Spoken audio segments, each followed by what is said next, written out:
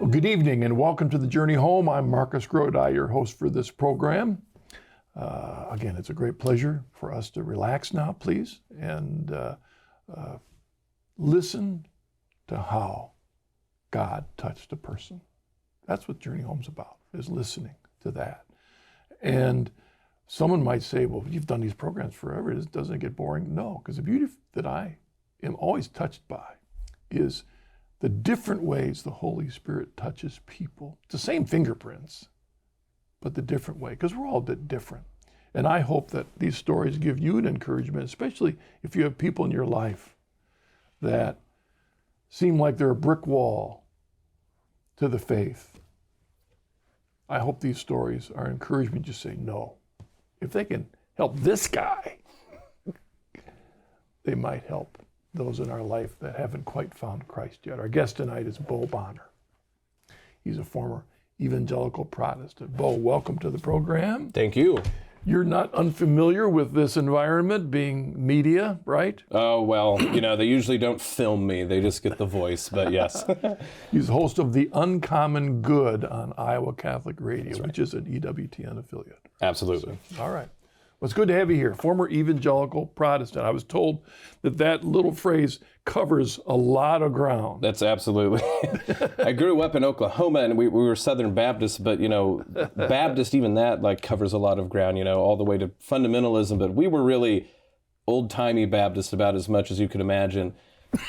Time kind of runs slow in Oklahoma. So when you're an 80s Protestant and Baptist in Oklahoma, it can sound a little older than I think most people have in mind. So from your childhood, though, you were brought up in a good Christian believing family. Absolutely. No, my mom and dad, and something that I say from the beginning, anytime I talk about my conversion, is I always felt like where I ended up was because of the seeds that my parents planted. Right. And the love of Jesus Christ and the personal relationship with Jesus Christ, that's words that, we heard, you got to have a personal relationship with Jesus Christ. I was never in doubt of that. And no matter how ecclesiologically different we are now, the unfathomable gift of my parents giving me prayer and the love of Jesus Christ himself never left. This is another issue, but maybe a good issue for your discussion on your radio program. But because of what you've just said, is to me one of the awakenings that I think happened within the Catholic Church in the last 60 years in the full realization that the gospel and the grace and the Holy Spirit work out there too. They work in Baptist families. Well, the seeds were planted long before you ever thought of the Catholic Church in your heart for Jesus. Well, long before any of us were born. One of my favorite saints is Saint Gertrude the Great, the herald of divine love. And the way that she can opulently talk about Jesus Christ reminds me of my Sunday school teacher, Virginia, who would play our auto harp and sing old hymns to us. But that sort of devotion, that sort of singular way in which all of the kids in that Bible school knew that Jesus Christ was a real person. Yeah. I read St. Gertrude the Great all those years ago. And yeah, that's exactly right. I see that. And when I went and read the Saints, I thought of my childhood. Yeah. I imagine even a couple of those old hymns probably still bring a tear to your eye. Yeah, and I mean, if you don't stop me, I'm gonna bust into song here. So yes, the hymnody of the Old South and what Okies have always done with country music and country gospel music, indelible mark, absolutely. Yeah. So in that sense, you had a great blessing of, from as long as you can remember, a belief in God. Absolutely. Even when I went cuckoo bananas with philosophy as an undergrad, I never doubted that. One of my priests told me in the confessional that a lot of people either struggle with faith or the will. Never had problems with the faith stuff. Probably the will stuff, don't need to eat so many donuts. But the faith stuff always had that, no matter how far I strayed. There's an analogy that people often often use. In other words, I had it up here, but it hadn't gotten down here. You've heard that phenomenon. Absolutely. Would you look back on that as a description of you? I mean, was it here? Was the faith deep in your heart, or was it just intellectual reality of God? No, I think that both of those depth-wise, I always had a love, like I said, for Jesus. Right. And that never left, even when I was trying to make him into some sort of like Hegelian weird system. But in the back of my mind, that idea of faith as an intellectual reality, that goes back to another thing with my parents, is they gave me both the love of reading, which in the context I grew up in was not obvious. It was, this is how old-fashioned it could be. It was looked down on by my male peers to be a library rat. And my mom and dad encouraged me, like, no, you love that reading, you go do it, forget what those people are saying to you. But we were also, God love them, an argumentative family. It was, we could have arguments and still know that we love each other. And, I don't know if everybody would have loved to be around with some of the kitchen arguments we had about the faith, but they deeply instilled that as well. All of those elements have led me to where I am today. Well, I don't know why, but what's come to my mind is John Adams' statement that something like this Constitution can't work unless the people are virtuous and religious. And to me, the core of that is the reason why we used to say, on my honor, or I tell the truth and whole truth, because we knew God was listening. You had the blessing from the earliest days of your life to know God's listening. Absolutely. And, that one of the things where it became easy to be Catholic and believe in angels and saints and that the world is just full of spiritual realities is I thought that mapped better what the world that I was immersed in than what they said. Yeah. We didn't hear a lot about angels, certainly not saints. Mary was a hang-up.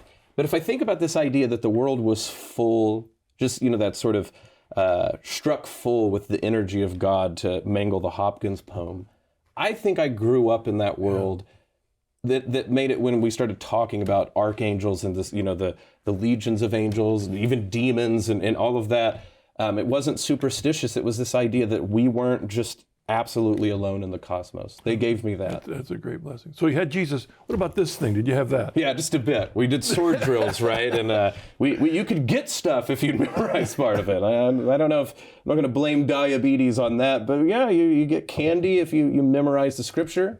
But I'll say this again is, so I'm a Benedictine Oblate now, and the Psalms mean to me what they did because of, when's the last time you've heard a homily on the Psalms? But I heard plenty of them. Yeah. And the Old Testament too. I think I could almost at one point have spouted off the entire story of David. It was talked about enough. And again, something else that I wouldn't trade for the world, the love of the Psalms. Yeah. So if there's a non-Catholic out there watching, wondering, you would say, no, you knew Jesus and you knew the scriptures. Absolutely. Okay, that was your foundation. So there you are, a young man out in Oklahoma, in love with Jesus and the words on your heart. So what happened next? Well, a very difficult thing for any Oklahoman. We moved out of state. 90 miles north to Kansas, but that was enough. We moved north to Pretty Prairie, Kansas. I'm not lying about the name. It was not a bad prairie, Pretty Prairie. The closest. Did you switch like in football teams? No. Let's not get into like deep issues of religion here, Marcus. No, Oklahoma State all the way. We'd actually drive 50 miles south so we could pick it up on the radio. So no. But the closest Southern Baptist church, because there was a lot fewer. I go back to saying, we weren't fundamentalist Baptists, and denominationalism wasn't a big deal. But when you move, you're looking for familiar stuff. So, okay, where's the nearest Southern Baptist church? Kingman, Kansas, a town over. And, that was fine. We were dealing with moving and probably being overly dramatic about it. But, unfortunately, Baptist church does what kind of happens a lot. There was a split. The pastor that we were friends with, they asked him to leave. And for that time in high school, really stopped going to church. always considered myself a Christian, never doubted any of that, but was not going to church. I'm going to mess up the years, but mostly through high school. And that starts to be where I started picking up philosophy and being one of those kids, right? The terror of all local librarians. Well, one other thought, though, about that area, because you had a faith in Christ, a reality of God, and you know that there's this relation, and his scriptures, but often it seems to me in those groups, church isn't ultimately important. Right. You got Jesus and the scriptures. What church you go to? Well, I don't want to put words in your mouth, but would you have said that, whether you go to church or not? Absolutely. And I mean, and again, this is nothing against my parents, but yeah, I mean, they don't go to a Southern Baptist church now because the denomination doesn't matter as much, right? It's the preaching. Sacraments were, of course, they weren't called sacraments. Right. What was really important is that you accepted Jesus into your heart, which I did twice to show you that the philosophical mindset of worrying, I did it right the first time. I was baptized in very, very, very cold water, I must tell you, because they did not heat the baptistry, just straight out of the hose. But that was a public witness, right? There wasn't an idea of sacramental. So yeah, so when you run into problems, you have your personal relationship with Jesus, you have the scriptures. What could go wrong? And what could go wrong is you're 17 and you start reading like Kierkegaard. You miss a Sunday. Well, you missed a Sunday. That's right. You missed a Sunday. Our guest is Bo Bonner. Okay, so talk about that. All of a sudden, philosophers, well, that's not a bad thing. No. But. Well, there's all sorts of ways that you can cause problems as a teenager. I would suppose that my parents would be happy to say that I wasn't a big party or anything like that. But I was a smart aleck. It was the 90s. And I tried to get our poor, God bless her, our poor Mennonite librarian. We tried to get through interlibrary loan like the most scandalous books. We literally got a list of banned books. And we were like, Communist Manifesto, Nietzsche's Beyond Good and Evil, whatever we could get. So we could get a rise out of the librarian, but also because we loved philosophy and we loved fighting and my friends loved arguing. And I remember, and I forget when I first read this, but I remember reading the Apology where Socrates makes the idea that what the philosopher is the gadfly, right, that bites the back of the steed to wake him up. And when I decided that you could, by profession, be a pain in the butt, I knew what my job was going to be. I'm going to be a philosopher. And, parents were happy because, they're working class, like proud to see a kid go off to college. Don't know if they had philosopher in mind when that happened. But yeah, that's Oklahoma. The nearest thing to sort of like a tradition was my family went to Oklahoma State University. So that's where I went to philosophy. In your growing love for philosophy, was it because of the intellectual challenge or because it was making more sense out of life? I actually think it was the first because, like I said, faith, it's strange to say this because I adopted all sorts of ideas about what I thought was true. So people would go, Bo, how could your faith not be shaken? But I'm telling you, I never doubted Jesus Christ. Now, what I told you that day, what that meant could change. So it really was the intellectual challenge. The idea that what I thought maybe was just contentiousness or sort of, the sort of vinegar that a lot of teenagers experience, all of a sudden became an endeavor, right? Mm-hmm. That if we found a group of people that were willing to have these arguments, that there was something to that. And that really appealed to me, the idea that together we could pursue truth, even if it was hard, maybe especially because it was hard. Yeah, a lot of people that think there's a contradiction between faith and reason or between faith and science completely forget historically that the whole reason science began in the first place, it was because of men who totally believed in the reality of God. So now let's see how he did it. The book of nature, and that one of the people, it's not a person, but someone that I have to thank for everything that I have is all the open libraries that I've had access to. I suppose that makes me sound like I'm not cool to hang out with, but look, what I love doing is everywhere I had a library that I could just go spend hours. That's eventually where you trip into these things, is you get this idea that the church doesn't care about science, but all of a sudden you're reading about Albert Magnus and you're doing experiments. What year is this? Oh, 1100s, 1200s. the incursion on the nice story of modernity started early on for me. That doesn't mean that I tracked traditional immediately, but I do know that, like, no matter what I was reading in those days, I started to realize that the more you read, to get Newman, the more you read into history, the more you cease being Protestant, but even sort of Protestant in a philosophical manner. The Middle Ages was this world that we seemed to, like, shifted away and not looked at, and it began to dawn on me that maybe this was on purpose. And so even when I was not even going back to church, the Middle Ages started to an incursion on my life that I didn't realize was going to happen. You mentioned Newman's statement, to become deep in history is to cease to be Protestant, from his essay. Now, it seems that what he was meaning there was he was addressing Protestants at the time who had this idea that if you went back to the early church, you'd find Protestantism. And when you become deep in history, you discover that ain't true. Your Baptist background had a problem with history. Politely, yes. You know, I mean, you go from the Baptists today to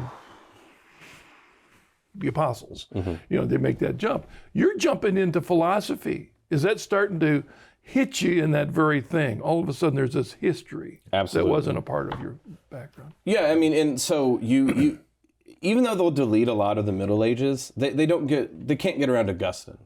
Augustine's too important for Descartes. He's too important for a lot of people. So all of a sudden, you get this guy who, not too far away from the time of the apostles, making these arguments where he's quoting Cicero, he's quoting the Greek philosophers. And so this starts to weigh on my mind. Right about the same time, I, again, do something really cool. I become the president of the philosophy club at Oklahoma State. You know, all the cool kids are doing it. And I meet the Methodist minister, Michael Bartley, because we have in someone who's talking about war and peace and issues of pacifism. And Michael Bartley is a student of Stanley Hauerwas, a very well-known pacifist theologian at Duke Divinity School. And so we start arguing, having a good time, and he calls my faith on the mat. He goes, you got all these ideas, right? All these ways in which you're trying to reinvent what Christianity must be, but what do you do about it? And no matter what else happened after that, that was an elemental, a foundational moment in my life. What are you doing about it? And when I decided that I wasn't doing much, I started hanging out at the Wesley Foundation, started asking, what would it look like to say that Jesus makes an immediate difference in how I live? So, you know, personal relationship with Jesus, great.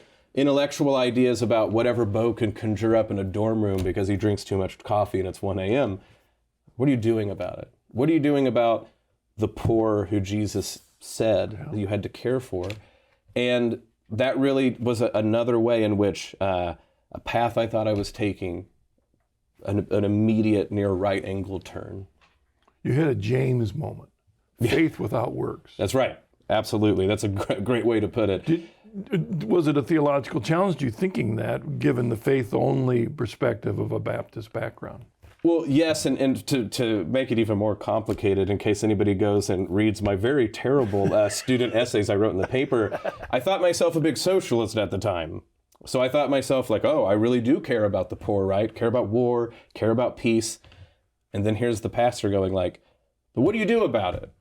You write bad essays for the student paper? Who can't do that, right? You argue with your friends. Here you are at a university living a very nice university life. What are you going to do about it? And it's funny, right, that me thinking that I've read all this Marxism, all of this socialism, thinking that I've cared about the poor, and it's Jesus coming back, knocking at the door saying, it doesn't look like you really do care that much. And it was Michael's challenge that made me go, am I going to do this different? And funny enough, the minute that I take that seriously is the moment I actually discover the word liturgy. So this is Methodist, right? The Wesley Foundation, and you know, there's a lot of different ways that this can go, but I have to say the Methodists taught me that liturgy, right, the work of the people, truly matters. Now, of course, Baptists have a liturgy. My Uncle Fred, I could almost pray his Thanksgiving prayers, right? Like they have a form. But it really was that moment being intentional. What the liturgical year, that That was another paradigm shift for me thinking about these things, that time itself is pregnant with the meaning of Christ's life. I'm sorry. How did that Methodist minister awakens you Yes. to the liturgy he was doing at his church? Absolutely. Even though you gone to his church? So when he challenged me, I'm like, well, time to go back to church. I hadn't been going to church. Okay. And so it was also just across the way from campus. So placement does help, but right across there, what else am I doing on Sundays? Sleeping in. And so to go be challenged, to go be intellectually challenged, to be challenged in my practice of the faith. But then you start to go, well, what is this? Why do we, and it's not like Catholic liturgy, but why are we doing it different from this time to this time? Why is it important that Christmas is when it is, or Easter is when it is? All of those nascent questions, again, made a kid who thought that he had developed his own ideas about a philosophy of history, again, I know, very exciting, start to go, but there already is a theory of history, and it's Jesus Christ. And that every day with, like the idea of like an office, first time I've ever heard of that. We didn't do that, but, it was talked about, that the year itself had a granularity, a warp and a weft, instead of just like the endless yawning on of days and days and days. A kid who thinks he understands, being in time because he read Heidegger. Jesus was the one that goes, you want to care about history? You want to care about time? It's time to be serious. Yeah. I just recently read, and I don't have enough background to make sure this is completely right, but that when the church was at her lowest during the Middle Ages, that one of the things that brought it out were the Benedictines putting this liturgical order on the year. Mm-hmm. I don't know to what extent that had been up till then, because we know that Augustine and others talk about feast days and the sorts, but this idea of seeing the cycle of the year was such a major point of the renewal of the church that we have now. Absolutely. And, the bell, which we think of like, oh, those are pretty. We had bells. We had bells at First Baptist Waukeeta Church. You can see my old Baptist church in the movie Twister. They have it in a shot. But the idea that the bells were pregnant with the idea of the hours, and that each of the 8 hours bless the day with the Psalms, which are the words of Christ, right? That's how the monks see the Psalms. That changes an entire civilization, and it certainly started to change me. Yeah, that famous painting of the Angelus where the farmer Absolutely. would stop out in the middle of the field. Yes. The bell awakened them. Okay, now, but I'm guessing at the time, so you're coming back to church, you're seeing this new thing, you probably just said, well, that's Methodism. Well, You know what I'm saying? Yeah. Were you already aware that, no, this has a long track record that's led to this Methodism? See, so what starts to be interesting, so at this point, I've started to date my wife. I persuaded her to come from Kansas to Oklahoma State. So she thinks that I've joined a cult because anything I get into, I just completely dork out about. So you're right. Like, I'm like, oh, okay, Methodist. Well, where do? I go to the handy dandy library, and I start reading. I get a crash course in the sort of history of American Christianity and start to understand things like the holiness movement. I start to talk to my mom and dad again about the faith, and as it turns out, I have Pentecostal relatives, right? Well, where does Pentecostalism come? So you're right, like church history and like what it means to have an understanding of American church. So not only does just time and liturgy suffused with Jesus, well, now it's not just me and Jesus. Like even my me and Jesus has a history, has flesh on the bones, as it were. And you start reading that too much, well, guess who you're going to start running into? Even if it's just American Christianity. We long think that Protestantism is sort of the backbone of America. Makes sense in one way, but who was over here first? What are the oldest churches? When you go down and visit San Antonio, because Oklahoma State made a bowl game, what do you see? But, right, like that church, older than any building that you've ever seen. Again. And in some of those city names, like what you just said. That's right. I remember San Antonio. Yeah, right. And so then I remember the first time that I found out, and I'm going to mess this up, but Santa Fe, that's like the truncated name. Like the whole name is like whatever it is in Spanish, it's because Santa Fe, the Holy Faith of our Father, St. Francis. It's this really long name. And you start to figure that out because you go look these things up, and you're right. Like just the beauty of history waiting to surprise you. St. Louis, something about Corpus Christi. That's right. Sounds familiar. Absolutely. I mean, we can just say it and it'd be oblivious to what you're saying. But then you were also delving into philosophers that were not just philosophers. They had a faith background to them that was different than your Baptist Methodist background. Were you starting to appreciate that was a big part of their philosophy? Absolutely. So when Michael Bartley's like, so where do you learn this pacifism? Where do you learn these ideas? So I went to Duke. My advisor was Stanley Hauerwas. Stanley Hauerwas reads John Howard Yoder on pacifism, but then he talks about Thomas Aquinas, right? Thomas Aquinas is an interpreter of Aristotle. And I knew Aristotle, and then there's all sorts of interesting connections that start to develop that in hindsight make a lot more sense. One of my favorite professors, her name is May Sim. She writes a book that's about Confucius and Aristotle's and like how they interact. She was a student of Alasdair MacIntyre, who one of the great, still living Catholic philosophers. And so I realized without knowing that her read of Aristotle that I learned, her read of some of these philosophers sort of set up a fertile field that when I finally do read Alasdair MacIntyre, because Michael told me, because Stanley Hauerwas told me, it was like rehearing things rather than hearing it for the first time. Had no clue while I'm taking her intro to modern philosophy class, but then I sort of see it. And it's like you said, that you could be a philosopher and deeply love Jesus Christ, that it wasn't a matter of cooking up your own ideas, but respecting a tradition all at this time starts to be a reality to me. All right.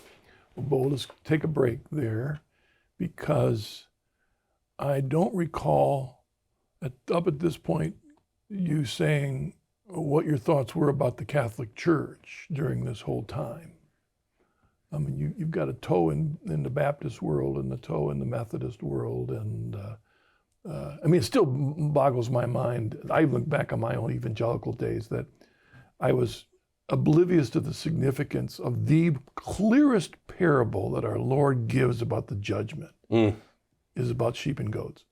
Why did we miss that that's about what is your faith doing? That's what that whole thing is about. And I was oblivious to it. But we'll come back after the break. Because the first question I'd like to ask is just to kind of catch up. What did you think about the Catholic Church during all those years?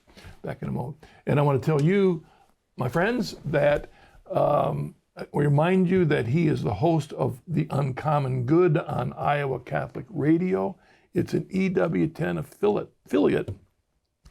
And I can't tell you how many times I've had guests on this program that one of the most important sparks to their journey was listening to a EWTN radio broadcast. So I want to make sure I encourage you to do that if you can. Back in a moment.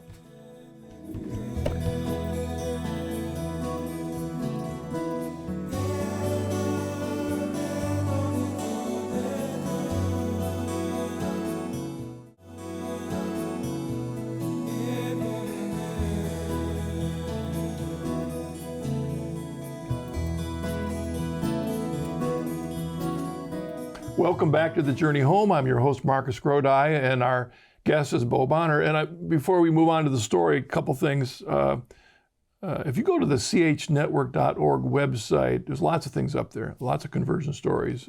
But there's another thing that's up there are some short videos we do that are actually, most of the guests that we have on The Journey Home, we get to tape either an insight video, which is maybe a shortened part of their story, or a signpost video. And those short videos give a vignette of their story or a topic that they're talking of. And if you go to that website, we've got some up there. That'll be some interviews with Bo. So I hope you check it out, chnetwork.org. Now, I said before we broke that I wanted you to go back a bit to just, before we get into where philosophy's taking you, where was the Catholic Church in your life at all? Yeah, you were mentioning how there was scripture that you can't believe that you missed. So I think about this with John 6, for instance, and I know that that's a frequent refrain, but it really is something that later I'm like, how did I not see the Eucharist in John 6? Which is a sort of way to say, I don't know how I didn't see the Catholic Church in many ways. Catholic Church was, it was almost a demographic information, right? I had some aunts that were sort of Catholic. It's interesting how you can be in a sort of little world. And, the Catholic Church is just like, oh, well, we had some Irish families. Oklahoma is settled very strangely because of the land run. We have towns that are, entirely one denomination, entirely one race. We have, some of the very historic black towns, for instance. So Medford, where I was from, interesting enough, had a lot of Irish and Czech people, but the Czechs were free-thinking. The Catholic Czechs were in Prague, Oklahoma. It looks like Prague, but they call it Prague. And then there were the Killians and people who were Irish. So when I think back about the not thinking about it, it really was almost demographic information. So jokes that they had a lot more kids than other people. My parents had the sort of super Protestant too, it was me and my brother, right? And they were such good parents. That's one thing I regale them about. I'm like, you could have had many more kids because they were such good parents. And they did, right? Because the neighborhood kids became the kids. But this is a long way to say the Catholic Church was history and demographics and almost nothing else. When it got brought up, it was like, well, they say weird things about Mary. They don't read scripture at all. The sort of stereotypes that you start to get.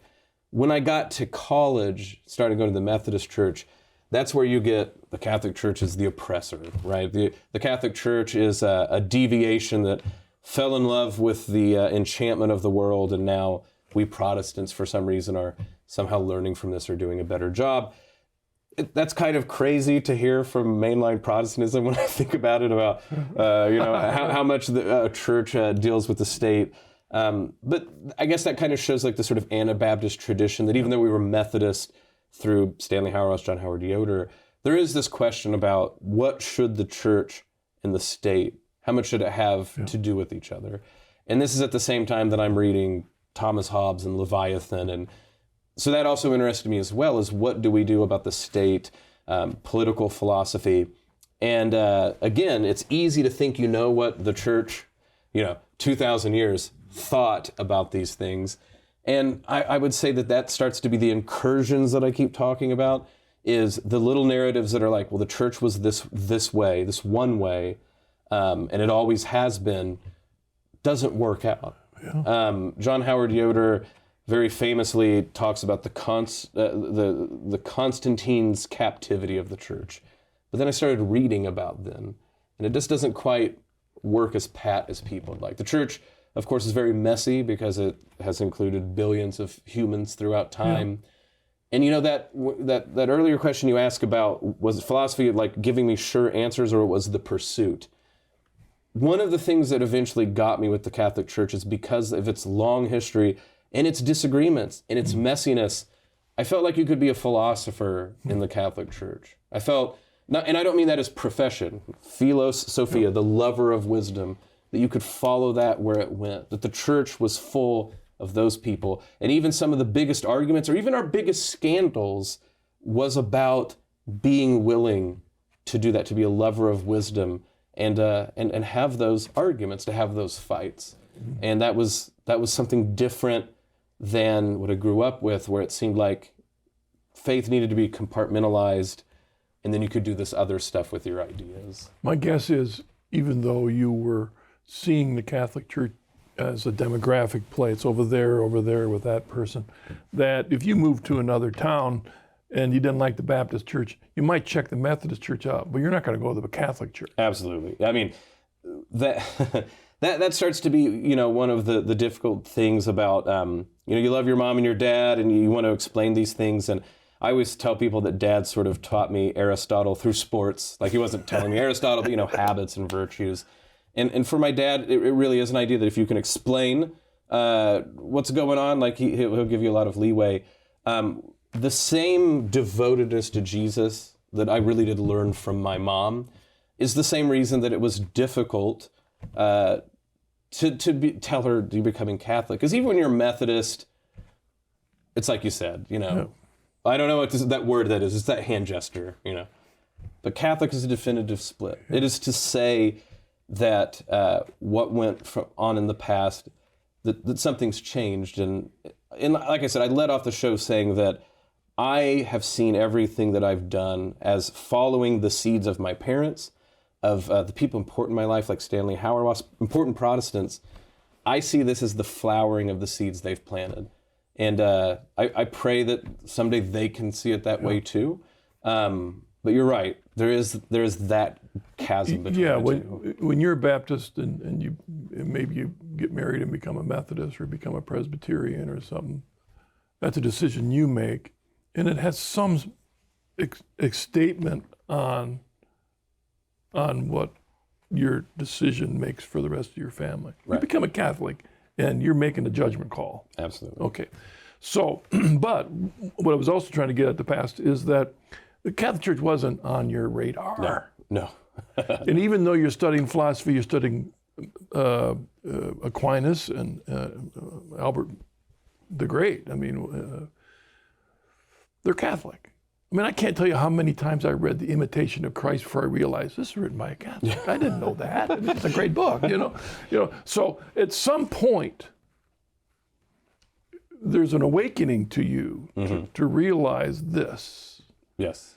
Was that at Duke? Yeah, the fatal mistake of all Protestant seminaries, to have you read the early church fathers and tell you that baptism and the Eucharist are important. And there are great thinkers who, important in my life, that remained, who have not become Catholic. Stanley's one of them. Jeffrey Wainwright, who's a very important, he's recently passed away, but a very important member of the interfaith dialogue between Catholics and Methodists, who didn't convert. But that pressure, I'm telling you, like within 2 or 3 weeks of starting reading the early church fathers and reading some of the sacramental theology, it was a crisis. And I tried to go, well, I'll be Catholo-Methodist. You know, you make up weird words and stuff like this, you know. But, you know, intellectually, I knew. Now, Okies are stubborn. God had to, you know, get me in a stranglehold a bit for a few more years before I finally, that will part said I just have to. But intellectually, very quickly, you read Ignatius of Antioch, you know, where the bishop is, so is Christ, and you check the date. Yeah. And it doesn't, you can't backtrack and go, this is different. Irenaeus of Lyon, who wrote Against Heresies, probably the most important, you know, turning point for me is all of these heresies that people keep having these fights about, that within 3 generations, he's named them. All of these sort of intellectual alleys that lead to nowhere. The Gnosticism, the sort of dualism, all of these things, that Jesus is just really a man, or he's not even really a human, all of these things, right there within 3 generations, he can tell you which apostle his teacher learned from. I just, and you know, I know there's people who read that and don't. I just have to admit, for me, the die was cast. I didn't know what else to do. I had 2 years trying to use that sort of philosophical impulse to make up something, and it could only last for 2 years. And that was the point where, like, the Catholic Church became the live thing I had to deal with. What would it mean to submit to the Pope? What would it mean to believe, you know, the Marian devotion, the Eucharist, all of it? And Irenaeus, again, another way coming in with Mary, right? Mary is the second Eve. Like, and again, scales. I just didn't have a problem with Mary the moment I read that. It was life on the ground. What was I going to do, right? So the thing, Michael Bartley called me back then, you have these ideas, Bo, what are you going to do? And here's Jesus. What are you going to do with these things? You're going to think your way out of this one, buddy? No, but at the time I was trying. Yeah. In fact, just this morning in the Office of Readings, the second reading is from Ignatius's letter to the Magnesiums, or whatever. I can't remember the milk of magnesiums. Or whatever. I can't remember. All right, that's close enough to me. Yeah, something like that. But in that letter, he happens to mention Polycarp. So he knows Polycarp. Polycarp is the one that learned his faith from John, who learned his faith from Jesus, and Polycarp is the one that taught the faith to Irenaeus. And so, like, when you don't know history, you don't know that. But when you dig into it, you say, wait a second. these guys are awful close to Jesus. These guys knew someone that knew Jesus. And that their witness in that is what's such an awakening to so many people. I tried to get my wife to name a kid Polycarp. She said no. Many fish? No, come on. That's right. That's right. Okay, well, I mean, I can see that for you, that was an awakening thing, but Catholic. But Catholic, there are a lot of issues that jump up that aren't Baptist. No. And look, so this was right around the time John Paul II dies, and then Ratzinger becomes Pope Benedict XVI. Also right around the time when, that's the furthest east I'd ever lived in my entire life. And the sort of ramifications of, the sex scandal in Boston and everything. Of course, we're a seminary, so that's big news. And that starts to be it, is like, so I'm like, I'm just wrestling with this. What am I going to do about these things I believe? And that's the sort of stuff that people immediately throw. Oh, you're going to go join this church that has these problems. You're going to go join this church that, and then especially with, I would politely say, the political makeup of a lot of people at the seminary, the idea of like, oh, well, Pope Benedict XVI is going to be this, reactionary, and you're going to join a church, right? The Rottweiler, and then John Paul II, depending on who you talk about, like the political cast that this is thrown into, and that started to be where this idea of I said will is hard, but the faith has always been sort of very straightforward for me. It just kept coming back to is this true or not? And if it's true, you should go ruin your career and join at maybe the least lovable time to join. That's really it. And I tried to halfway it. I remember I was at the Methodist church that I was helping out with, because they assign you places, and they used King Hawaiian bread for the Eucharist, which I think the goal of King Hawaiian bread is to make crumbs. And I'm talking about believing in the real presence. So I spent part of my life eating crumbs off of the floor because I thought that if we're going to say that, so maybe maybe that's why I have good probiotics. But I did. As if we're going to be serious, so it's funny. I was like, if I'm going to be serious, I'm going to try these things. But the serious thing was to say, it's time to make people mad. It's time to ruin what I thought was going to be a great life. I wanted to go on and get a PhD, and I wanted to be a campus minister who was also a professor. I had my great ideas, and it was time to ruin them. And the personal relationships that are fractured from that point on really are a cost. And and people listening, there's no reason to sugarcoat it. I don't think there's a time in the Catholic Church where, if you really thought about it, you could join at a high point, right, where there's no scandals. Yeah. But in our modern world, there is a way in which, post 2002, 2003, you have to be honest about the difficulties we face. And for someone who yarned on about being a philosopher and loving truth,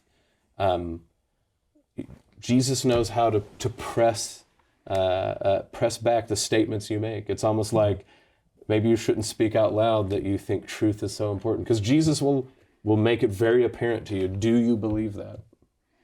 When you look at the great philosophers throughout history, and what I meant by the word great are well known. We can make a long list of the philosophers, probably name one in every century for the last 20 years. I look on those folk as a witness to, on the one hand, God gives grace, which gives intellect, and now we're responsible for what we do with it. And I see some of these philosophers, they were given so much. What did they do with what they were given? What did they do with what they did?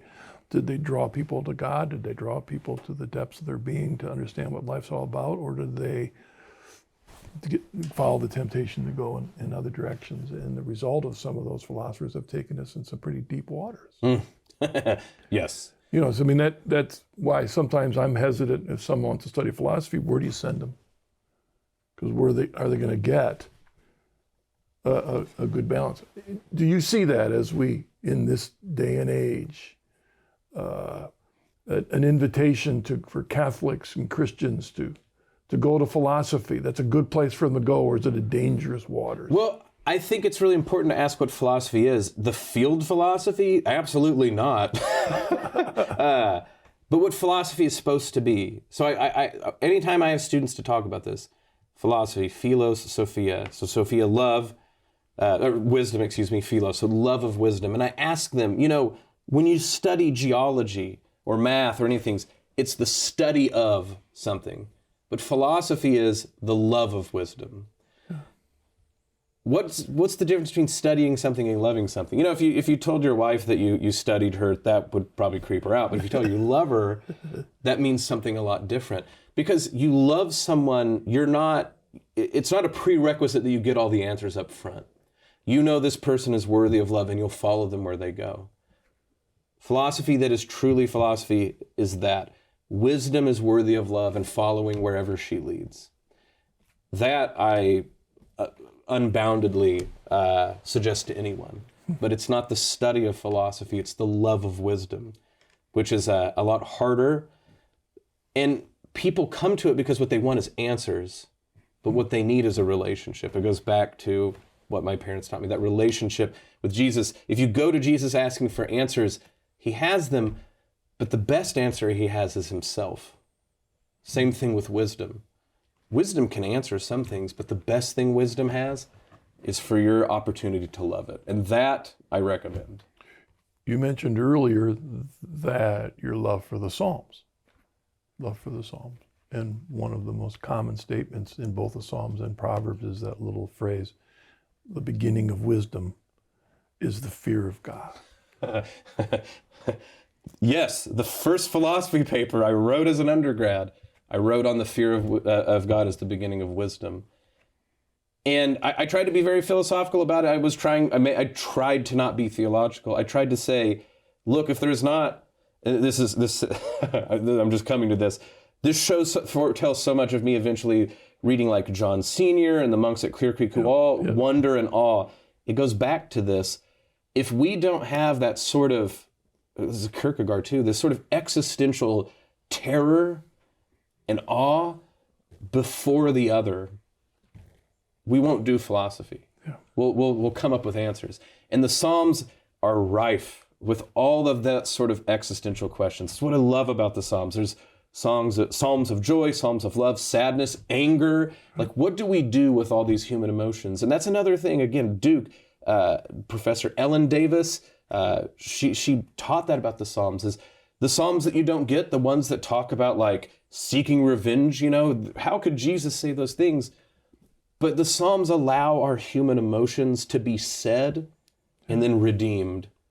And to me, you're right. The Psalms are that basis of that sort of love of wisdom that I think was deep within. And as a trajectory for philosophy, what they're saying is it needs to begin with that fear of God, because without that as the launching pad, the philosophy can go all over the place. Right, and not a cowering fear, not being like, oh, God's like, oh, you know, no. This being willing to see I am a creature, and there's something, and even that the truth, even if I don't ever know all of it, I can have a love and a trust of it.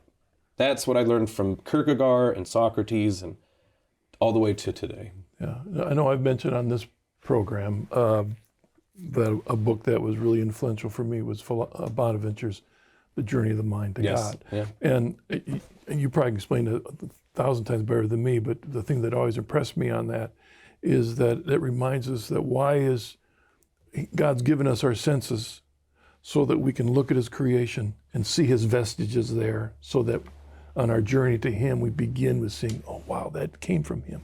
That came from him. That came from him. To me, that talks about the beginning of wisdom. Absolutely. Is recognizing the vestiges of God in the world around us. And that starts to be, you know, the Catholic both and that everyone talks about. But that was why it was philosophically and theologically important to me, is here is the way that God on high reveals himself, but only also God incarnate in the flesh around us.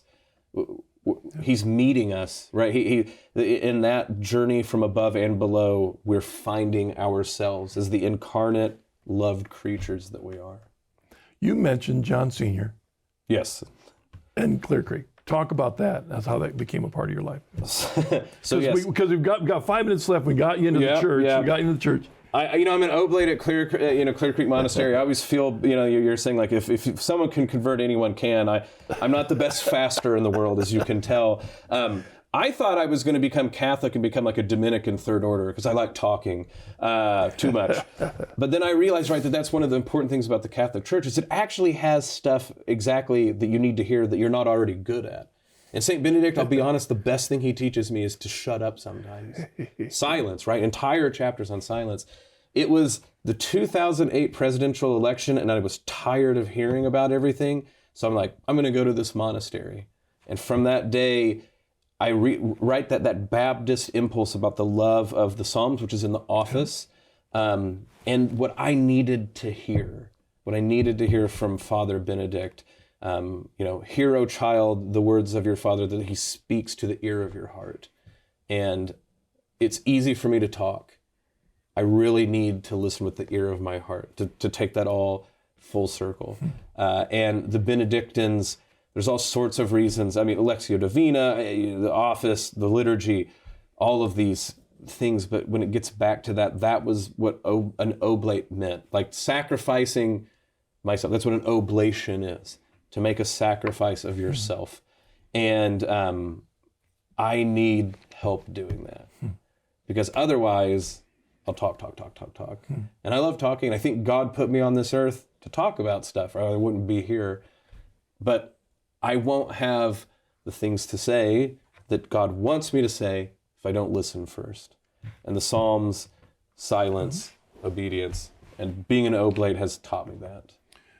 When you look at the world of philosophy and theologies and doctrines and denominations and churches and all these different ways of doing it, it seems to me that one thing that the Psalms and Proverbs, and then maybe even your experience of silence, remind us that when you cut it all through, what the Psalms also remind you of is it gets down to there's just 2 ways. There's just 2 ways. Psalm 1 is about the 2 ways. They're all about the 2 ways. The Didache is about the 2 ways. Barnabas is about the 2 ways. You're either with God or you're not. And to me, that's what the Methodist was telling you. You got your faith. What are you doing? There's 2 ways. Where is the tree planted? Yeah. And of course, like that's in some ways the question. There's a lot that we have to talk about, but the one question is the tree planted by a living stream? Absolutely. Let's say there's a philosopher, evangelical out there, and he's listening to your story. What would you tell him why he should make the same journey you've made to this church that isn't even on his radar? I would say that if we believe, like, it goes back to that essential question about what philosophy is. And if what you're doing is you became a philosopher because you want answers, there will never be the ends of answers because there's never the end of questions. Mm-hmm. But if what you're doing this, and I think deep in your heart, anyone who's chosen philosophy, they didn't choose it for the money. They chose it because wisdom is lovable in itself. And what I would say is if we can have that silence before wisdom, my friend, you'll be impressed where it's taking you. And where I think it's taking you is to the Catholic Church, founded by Jesus Christ, handed over to Peter to guard, full and resplendent of angels and saints. Not this empty world where you have this existential choice before you, but a world waiting, like you said with Bonaventure, to point us back to the God who made us and loved us. And I also think you mentioned the early church fathers. There's a guy named Justin in there. Yeah, that's right. We didn't even get to him. Justin the philosopher. But I mean, the philosopher. And martyr. Gave his life for what he had discovered in his search, different places, and he ends up here. And then he tries to figure out how am I going to reach these people that are caught in these philosophies. And what does Socrates say? Philosophy is a preparation for death. It's martyrdom. It's the martyrdom of the world but now with the true faith, the true martyr, Jesus Christ, that death to ourselves becomes a death unto eternal life. All right, Bo, my friend, thank you so much for thank joining you. us on the program. I want to remind the audience that you host the Uncommon Good on Iowa Catholic Radio. Can they get it other than Iowa Catholic Absolutely. Radio? iTunes, all of those places have it on podcast. Very good, very good. And it's a Catholic EWTN affiliate, so maybe other EWTN affiliates have picked it up. Thank you, Bo. Thank you very much. Thanks for joining us. And thank you for joining us on this episode of The Journey Home. I do pray that Bo's journey is an encouragement to you. God bless you. See you next week.